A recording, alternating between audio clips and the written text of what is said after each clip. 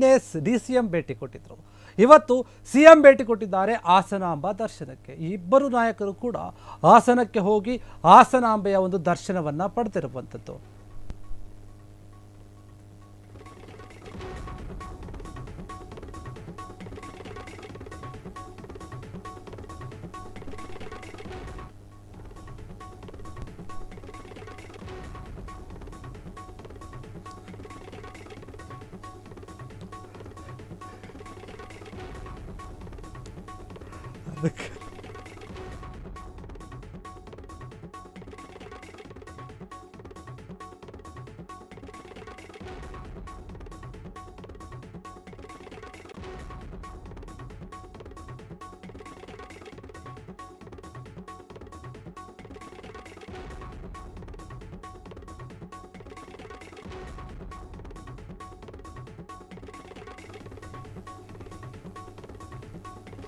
ನಿನ್ನೆ DCM DK Shivakumar ಅವರು ಹಾಸನಕ್ಕೆ ಹಾಸನಾಂಬೆಗೆ ಭೇಟಿಯನ್ನು ಕೊಟ್ಟಿದ್ರು, ದರ್ಶನವನ್ನು ಪಡೆದಿದ್ರು. ಇಂದು CM ಅವರ ಒಂದು ಸರದಿ.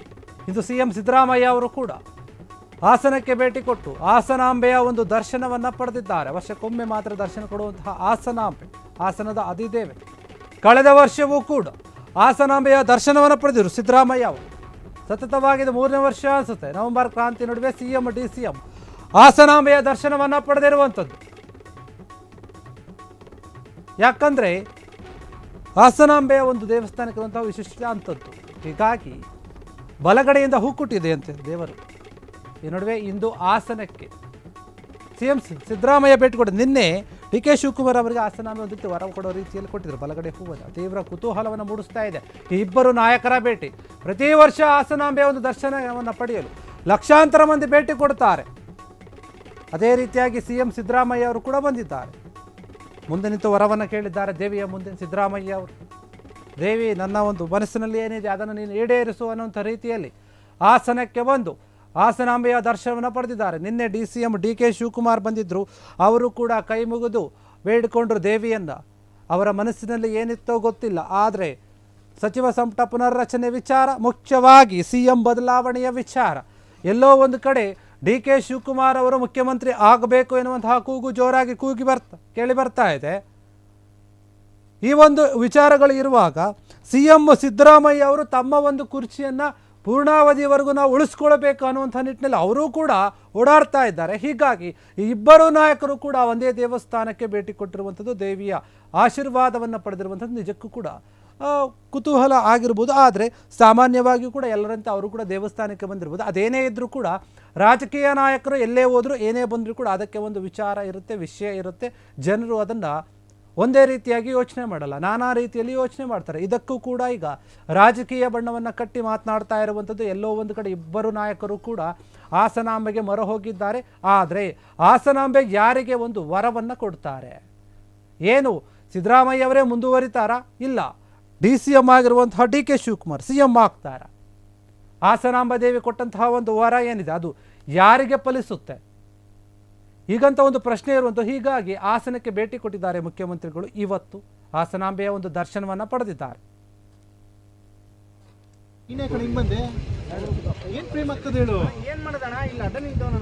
ಸ್ವಲ್ಪ ನಿಮ್ಮಿಂದ ಇನ್ನೊಬ್ರು ತೊಂದರೆ ಕೊಡಬಾರ್ದು. ತಗೊಳ್ಳು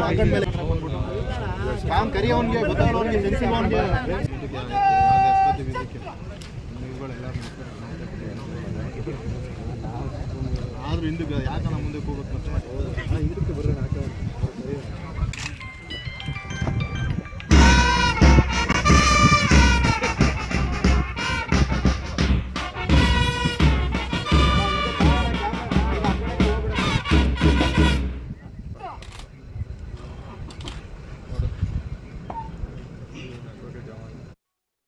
ಲಾಸ್ಟ್ ಟೈಮ್ ಕೂಡ ಹಾಸನಾಂಬೆ ದರ್ಶನಕ್ಕೆ ಬಂದಿದ್ರಿ ತಾವು, ಈ ಸಲ ಕೂಡ ಈ ವರ್ಷನೂ ಬಂದಿದ್ದೀನಿ. ಹಾಸನಾಂಬೆ ದರ್ಶನ ಮಾಡ್ಲಿಕ್ಕೆ ಈ ವರ್ಷನೂ ಬಂದಿದ್ದೀನಿ.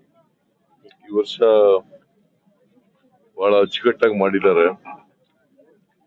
ನಮ್ಮ ಕೃಷ್ಣ ಬೈರೇಗೌಡ ಇಲ್ಲಿ ಬಂದಿರು. ಕೃಷ್ಣ ಬೈರೇಗೌಡ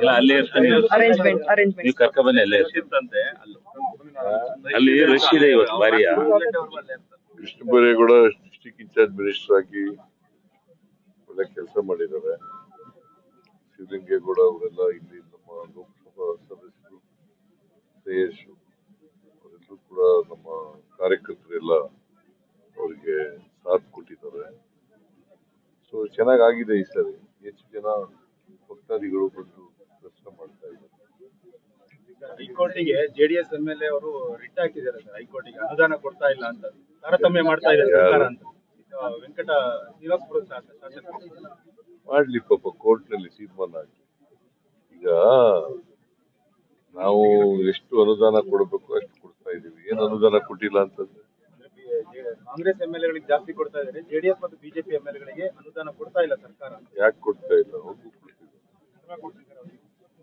ಕಾಂಗ್ರೆಸ್ ಅವರು ಜಾಸ್ತಿ ಜೆಡಿಎಸ್ ಅವರಿಂದ ಕೊಟ್ಟಿದ್ರಂತ. ಅವ್ರ ಅಧಿಕಾರದಲ್ಲಿ ಇದ್ದಾಗ ಏನ್ ಸಮ್ಮಿಶ್ರ ಸರ್ಕಾರದಲ್ಲಿ ಎಷ್ಟು ಅನುದಾನ ಕೊಟ್ಟಿರುತ್ತೆ? We are for election. ಪ್ರಜಾಪ್ರಭುತ್ವ ಎಲೆಕ್ಷನ್ಗಳಿಂದಲೇ ಗಟ್ಟಿಯಾಗದು. ಸರ್ ಈಗ ಒಂದ್ ನಿಮಿಷ ಸರ್, ಈಗ ಒಂದು ನೀವು ಒಂದು ಡಿನ್ನರ್ ಪಾರ್ಟಿನೂ ಕೂಡ ಶಾಸಕರಿಗೆ ಮಂತ್ರಿಗಳಿಗೆ ಏರ್ಪಡಿಸಿರುವಂತದ್ದು. ಒಂದ್ ಕಡೆ ನಿಮ್ಮ ನಾಯಕತ್ವ ಸಂಬಂಧಪಟ್ಟ ಹಾಗೆ ನಿಮ್ಮ ಹೇಳಿಕೆ, ನಿಮ್ಮ ಡಿಸಿಎಂ ಹೇಳಿಕೆಗಳು ಇದೆಲ್ಲವನ್ನು ನೋಡಿದ್ರೆ ಮತ್ತೆ ಮಂತ್ರಿಗಳು ಕೂಡ ಒಂದೊಂದು ಹೇಳಿಕೆ ಕೊಡ್ತಾ ಇದ್ದಾರೆ. ಈ ನಿಟ್ಟಿನಲ್ಲಿ ಹೈಕಮಾಂಡ್ ಇನ್ನೂ ಕೂಡ ಯಾವ್ದಾದ್ರು ಒಂದು ಸ್ಪಷ್ಟನೆ ಕೊಟ್ಟಿಲ್ಲಲ್ಲ ಸರ್? ಏನ್ ಸರ್ ಇದು? ಏನ್ ಸ್ಪಷ್ಟ ಅಲ್ಲಲ್ಲ, ಏನಾರ ಒಂದು ಕ್ಲಾರಿಫಿಕೇಟ್ ಹೇಳ್ಬೇಕಲ್ಲ sir? In the interest of the government. Dinner ಕೊಟ್ಟಿರೋದಕ್ಕೂ ರಾಜಕೀಯಕ್ಕೂ ಸಂಬಂಧ ಇಲ್ಲ.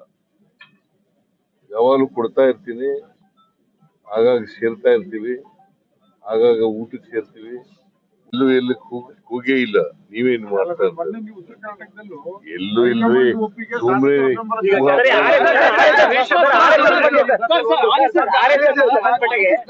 ಕೇಂದ್ರ ಸಚಿವರು ಪ್ರಹ್ಲಾದ್ ಜೋಶಿ ಅವರು ಸಾಕಷ್ಟು ಅಸಮಾಧಾನ ವ್ಯಕ್ತಪಡಿಸಿದ್ದಾರೆ. ಯಾರಿಂದ ಸಾಧ್ಯ ಇಲ್ಲ ಅದು ಅಂತ.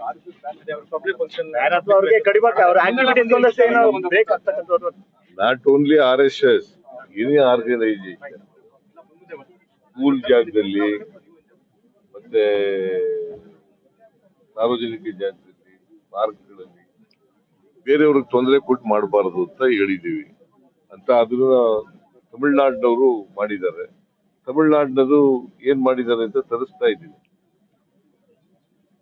ಈಗ ಕ್ಯಾಬಿನೆಟ್ ಯಾವಾಗ ಮಾಡ್ತೀರಾ ಸರ್? ಯಾಕಂದ್ರೆ ಎಲ್ಲ ಈಗ ಆಲ್ರೆಡಿ ನಿಮ್ಮ ಮನೆಗೆ ಎಡ್ತಾಗ್ತಾ ಇದಾರೆ ಎಲ್ಲ. ಎಲೆಕ್ಷನ್ ಮುಗಿಲಿ ನೋಡೋಣ.